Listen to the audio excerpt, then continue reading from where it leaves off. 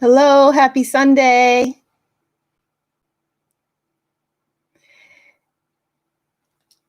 Good morning or good afternoon, wherever you're hailing from. I guess here it's afternoon. Hey, John. Well, my name is Kris. I'm with Light and Joy Designs, and today I'm going to be bringing you podcast number 7. And I'm just waiting a couple of minutes here while people join in.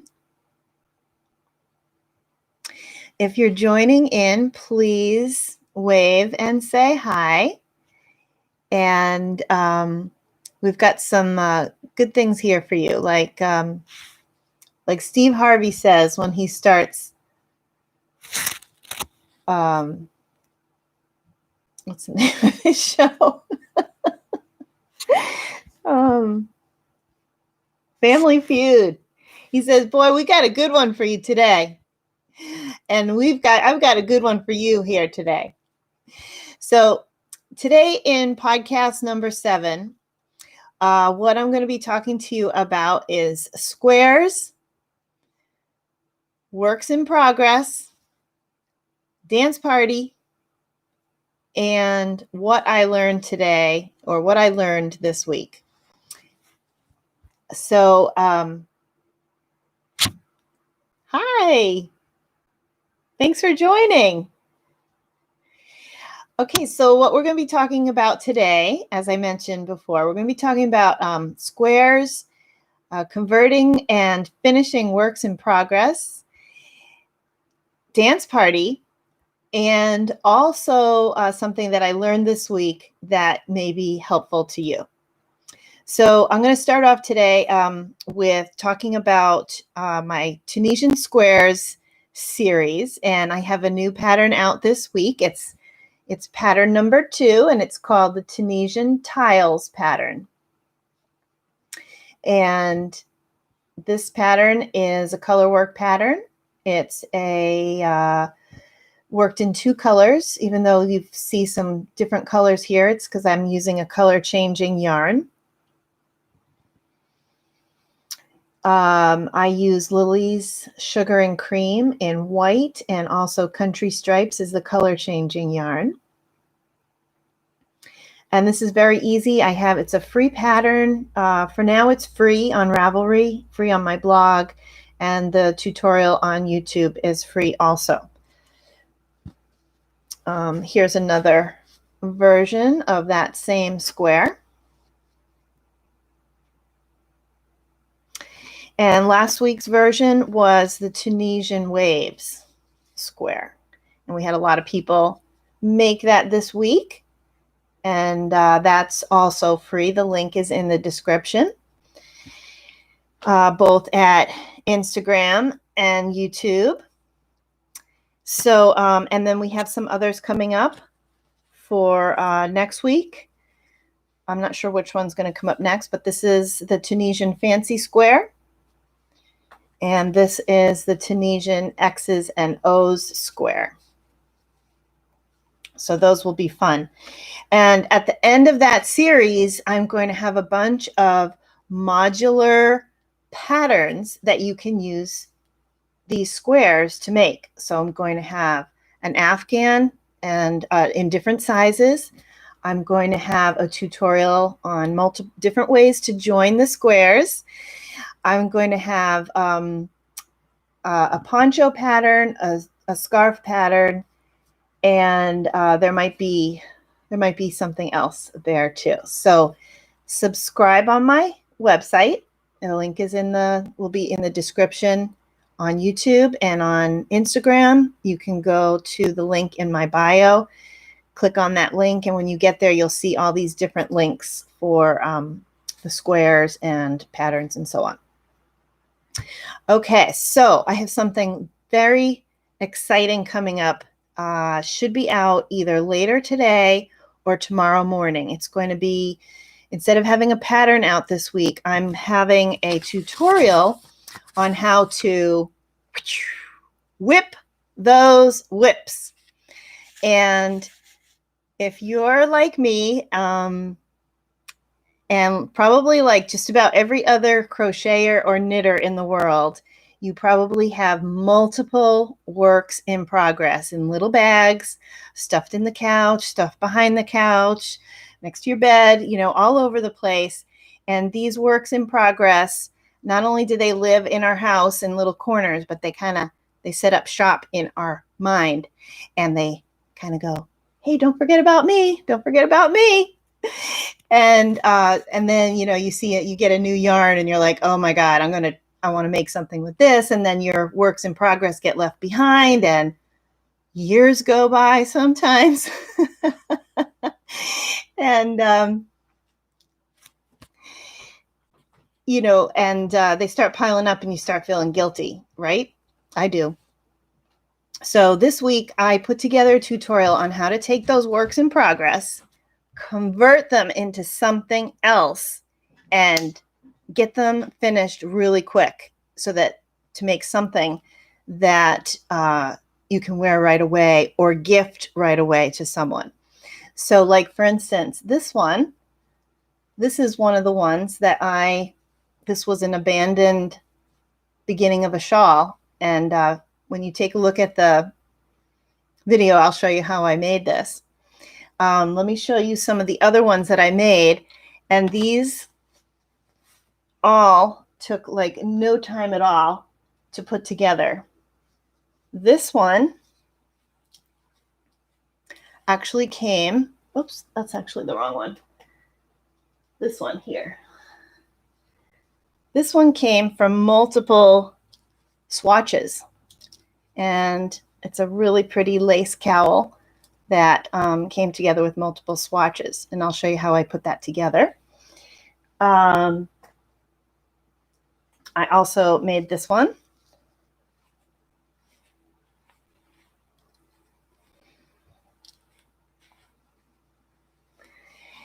And there's a couple others that I will leave as a surprise for you when you watch the video. So that should be out this afternoon. If you're not already subscribed, go ahead and subscribe here on Instagram and YouTube and on my blog, and this way you'll be alerted when these videos come out. So the next topic is dance party, crochet dance party. And there's a fellow here locally where I live, and since COVID started, he hosts a Friday night dance party every week where he and a friend have music going, and he just dances in front of the camera, and he has some really good tunes playing. And it's like, you watch it, it's infectious, it's kind of funny, and I'm a person who doesn't care too much if I look kind of foolish. So I was thinking I wouldn't mind doing that if you guys thought it would be fun to have a crochet dance party, and we can see how it goes. So if that sounds like something you'd like to join in on, you don't have to be on camera. I'm going to see if there's a way that people can join on camera, because that would be even more fun. But even if you just wanted to watch. So let me know with a comment if you think that, if you think that you would be interested in something like that. And I don't even know how it would work. If you have any ideas, let me know. Hi.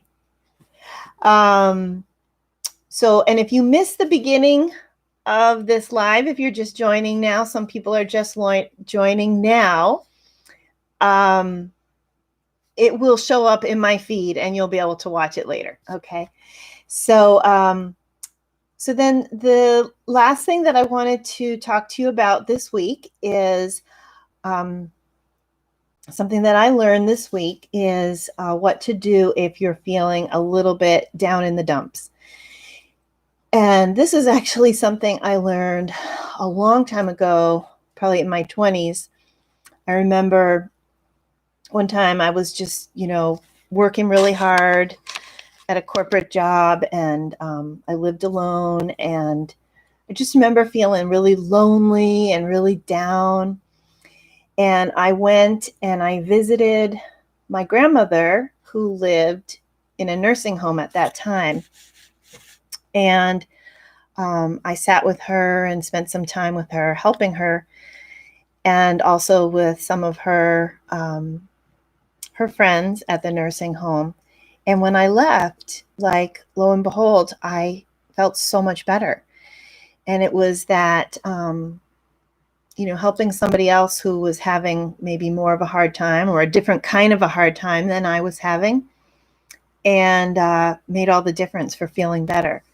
So my suggestion to you is, if you're having a hard time, the first thing I would say is, check in with yourself and see if you need a rest. Because sometimes we can feel down in the dumps, oftentimes, if we're really exhausted. We've been working too hard, not getting enough sleep, not getting enough, good nutrition or whatever. So if that's the case, get that rest first, okay? It's kind of like when you're on an airplane, they say, put your own oxygen mask on first before you help somebody else. So do that. Make sure you are kind of topped up. But, if you are feeling down, I would definitely suggest looking for ways that you could help somebody else. So, and these don't have to be big things. It could be that, on Facebook or Instagram or whatever, you share, maybe you have a friend who makes things, or who is a creator, and you share their stuff. You share it in your stories, or you share it on Facebook or what have you. That doesn't cost you any money, takes very little time, and you might be helping somebody else out. If you have ideas of other things that you think would be good to do, you could put them in the comments. Another one I thought of is, you can even just share comments of kindness. Sometimes we think that there's people out there that have it all together. And so we don't necessarily, comment on their stuff, but they might be just putting forward a facade of having it all together. So always give kindness, even to the people that you think, like, sometimes we think, oh, this person, they're getting all the love. Give love to everybody, no matter if you think nobody has too much love. Give out love to everybody, say nice things to everybody. The other thing you could do is you could make a phone call or give a visit to somebody that who lives alone. If you have extra time or resources, you could bring them some kind of food. Just a little gesture of bringing. Doesn't have to be a whole meal. It could be even something you bought at the grocery store, but you bring some food to somebody, and you don't have to be in their house. You can have a conversation outside in the yard. Just because it's COVID-19 doesn't mean we can't interact with friends and neighbors and family and stuff. Do you guys have any ideas of things that you think would be good for reaching out and helping other people?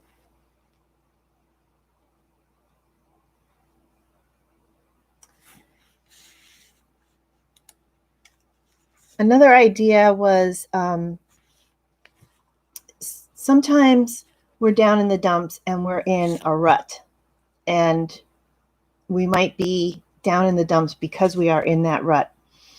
And the rut can come from, kind of being on that hamster wheel, working really hard, working towards those goals, and you have kind of a certain process you're doing every day, but you may have outgrown your process, or you may have, maybe you had a process and you've kind of dropped some of those things, some discipline along the way, and you're just not making progress. So if you are in a rut, another thing that you can do to get out of the dumps is get off the hamster wheel, get a piece of paper. When you're feeling at your highest energy, I think the best time to do this is in the morning. So like, maybe you're tired tonight, go to sleep, and then tomorrow go to sleep early. Tomorrow get a fresh start. And when you first wake up, don't look at your phone. Don't turn it on. Don't look at it. And the first thing you do, take a little time to just center and just, be focused in the present moment. And then get your piece of paper and pen and write down, what it is you want to be true. What is it you're trying to achieve? What do you really want? And then start writing down. Imagine that there are no rules. Don't censor yourself. Write down what are some things that you could do? What are some changes to your routines that you could make that would get you closer to your goals? So, and like, you might say, oh, well, I'm kind of, I'm locked into doing things this way. I committed to doing things this way. Well, a lot of times the things that we think we're locked into, we have the power to change it. So, you're not a tree. You are somebody who can move around and change and, just toy with the idea. What would happen if I made this change? Just take off the censorship. Don't censor your ideas. Just write down all the things that you'd love to do. And those things that you say, oh, well, I can't do that. Ask yourself, what if I did do that? How, could it work? And then maybe baby step it. Baby step it. Like, what about Bob? And take little baby steps towards changing your routines to get to the place that you want to be. So that's pretty much it. The other thing is, if you're down in the dumps, you might also want to check out last week's podcast where I talk about perfection and how that the pursuit of perfection can really hamper our happiness when we think that when we tie happiness to things being perfect. Because guess what? It's never going to be perfect. You're going to have little pockets of human-based perfection. But nothing is ever going to be perfect where everything's perfect all at once. At least not the way we define it in human terms. Everything is constantly in flux. So check out that podcast from last week. It's on my YouTube and it's also in my Instagram, IGTV, I believe. And I also wrote about it too on my blog, lifelearningtoday.com. So that's really it for today. Like I said, if you joined late and you missed the beginning of this podcast, it's going to show up on my feed real soon, and you can rewatch it and see what we were talking about today, which was Tunisian squares, finishing up works in progress, the potential for a crochet dance party, and of course, what I learned this week. So let me know what you learned this week. Let me know your thoughts on all of this, and I thank you for joining, and we'll see you again soon. Bye-bye.